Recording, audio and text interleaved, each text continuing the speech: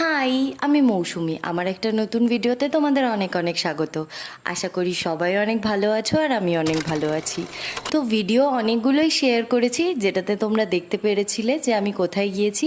তো চলো আজকে শেয়ার করি তোমাদেরকে মন্দিরের চারপাশটা কীরকম।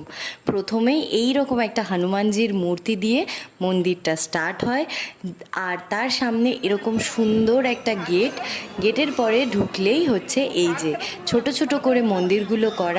প্রত্যেকটা মন্দিরের আলাদা আলাদা নাম আছে, আর প্রত্যেকটা মন্দির পরপর পরপর সাজানো। টোটাল 108টা মন্দির এখানে আছে।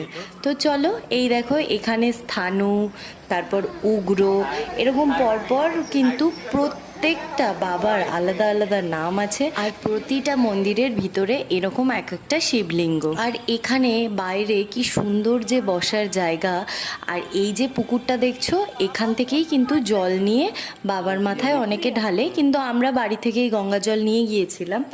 আর এই পুকুরের সামনে গিয়ে আমি তো পুরো অবাক, এত মাছ পুকুরে, মানে মাছে কিলবিল কিলবিল করছে, এত মাছ, বড় বড় শোল মাছও আছে। কি বড় শোলটা! আরে মা, দেখো কত মাছ! মন্দিরের আরও কিছু জায়গা তোমাদের আমি ঘুরিয়ে দেখাবো, সেটা পরের ভিডিওতে। তাহলে আজকের মতো এই ভিডিওটা শেষ করছি, টাটা।